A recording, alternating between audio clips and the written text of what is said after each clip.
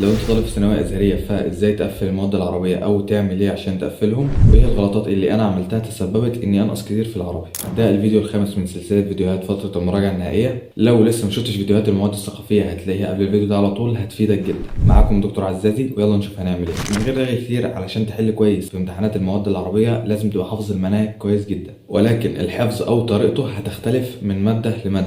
فعندك النحو والصرف ليهم طريقه، الادب والنصوص ليهم طريقه تانية، البلاغه ليها طريقه ثالثه خالص. ومبدئيا كده العربي عموما سهل. انا عارف ان في بعض المدرسين متاخرين شويه في المناهج او مش بيهتموا ببعض الحاجات زي البلاغه مثلا او الادب والنصوص، وانت حاسس ان الموضوع تقيل عليك لوحدك او تايه ومش عارف تبدا منين لوحدك في المواد دي. فلا خالص، العربي مش كده، مش محتاج ان انت تتعب قوي فيه او تشيل همه. حتى 160 درجه سهل جدا تجمعهم، بس ركز معايا في الفيديو ده. فبعد ما تخلص المناهج، واقصد كل ماده لوحدها، يعني ما تستناش مثلا لما تخلص العربي كله، لا، اعتبر كل فرع ماده لوحده. اكيد انت فاهمني، يعني سواء بقى مع المدرس بتاعك او حتى لوحدك في البيت، او لو مشترك مع حد اونلاين، او حتى لو بتسمع حد على يوتيوب. هتبدا تمسك الماده من الاول خالص تحفظها، وزي ما قلت لك كل حاجه فيهم ليها طريقه، فهقول لك دلوقتي على الطرق اللي تحفظ بيها كل ماده منهم. اول حاجه عندك النحو والصرف، تلخصهم بنفسك بايدك انت في 10 ورقات او زي ما تحب، سواء اكتر او اقل، واحفظهم من الملخص اللي انت كاتبه ده. لما تذاكر من اللي انت كاتبه هتبقى احسن لك، والمعلومه هتثبت في دماغك اكتر. وطبعا كتابه الدرس مش انك تنقله بالظبط من كتاب المعهد او كتاب المرشد، هو انت هتكتبه بالظبط بس مش تنقله.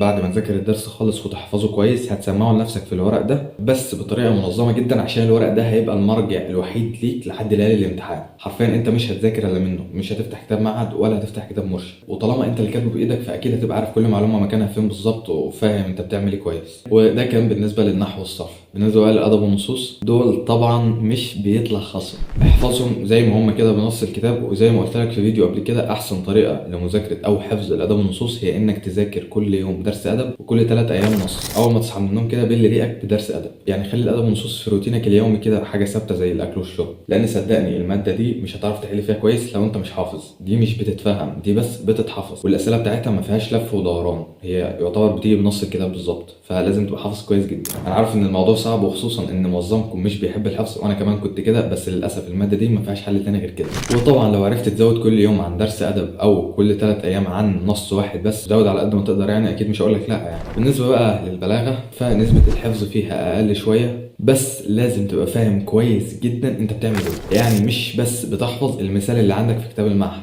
لا، انت بتحفظ المثال كويس جدا وبتعرف كويس انت ليه قلت عليه كده. يعني مثلا انت بتحفظ مثال في المقابله، تمام، انت حفظت المثال كويس وعرفت ان ده مقابله، تفهم بقى انت ليه قلت عليه مقابله، عشان لما يجيلك مثال تاني غيره تبقى عارف تقول عليه مقابله ولا حاجه تانية. وهكذا طبعا في بقيه الدروس. وده كان بالنسبه لطريقه حفظ كل ماده من الاربع مواد دول. كل ماده منهم ب 40 درجه، يعني التوتال على بعضه حوالي 160 درجه.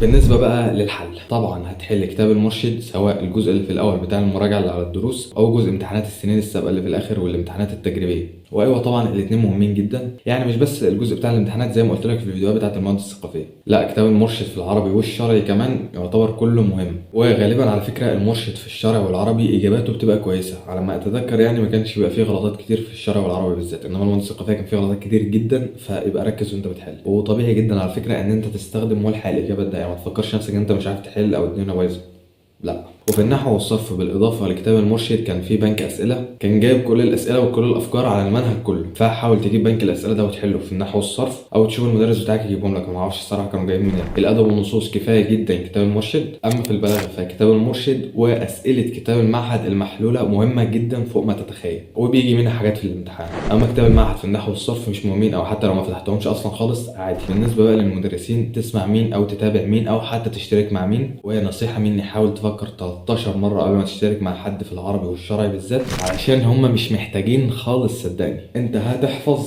وتحل. لو مش فاهم درس افتحه على يوتيوب ريح دماغك، انما الموضوع مش مستاهل نهائيا. ولكن هقولك على القنوات او الناس الكويسين جدا اللي تقدر تتابعهم على يوتيوب وهتستفيد منهم جامد. اول واحد معانا قناه اسمها استاذي، وصاحبها بينزل شرح وحل ومراجعه مجانا على يوتيوب، يعني حتى مش عامل كورسات مدفوعه ولا كلام من ده خالص. فممكن تتابع معاه وتراجع مجانا عادي على يوتيوب. ده غير ان محتواه متعوب عليه جدا ومهتم قوي يعني. تاني واحد معانا قناه اسمها دروس عربيه بتاعت استاذ احمد ناجي، ممتاز جدا جدا وطريقته جميله وموثقه. تالت واحد معانا قناه الدكتور في المواد العربيه بتاعت الدكتور ابراهيم الطناني، واغلبكم طبعا يعرفه. ورابع واحد معانا قناه اسمها ابو احمد النحوي استاذ محمد محروس، قناه اسمها كده. وده بقى كان عامل حوار كويس قوي. هتدخل على البلاي ليست بتاعه الادب بتاعه ثالثه ثانوي وتفتح الفيديو بتاع الدرس اللي انت عاوزه. هتلاقي تحت الفيديو في الوصف يعني امتحان كده على الدرس زي فورم كده، فابقى ادخل حله بعد ما تذاكر الدرس وتحفظه. وبس كده على ما اظن ده كان كل اللي عندي اقوله لك النهارده بخصوص طريقه مراجعه العربي. وزي ما قلت لك فكر 13 مره قبل ما تشترك مع حد. وطبعا ما تنساش تشترك في القناه لو لسه ما اشتركتش، وتدخل قناه التليجرام بتاعتنا من اللينك اللي تحت في وصف الفيديو. ولو احتجت اي سؤال في اي حاجه تقدر عايز تبعت لي على الانستجرام، ده الاكونت بتاعي، او هسيب لك اللينك بتاعه تحت في وصف الفيديو، او ممكن حتى تكتب لي اللي انت عايزه في الكومنتات تحت. وما تنساش طبعا تبعت الفيديو لاصحابك عشان الكل يستفيد. كان معكم دكتور محمد عزازي، طالب في الفرقه الاولى طب ازهر دمياط. اشوفكم الفيديو الجاي. اعوذ بالله من الشيطان الرجيم. يا عبادي الذين آمنوا إن أرضي واسعة فإياي فاعبدون.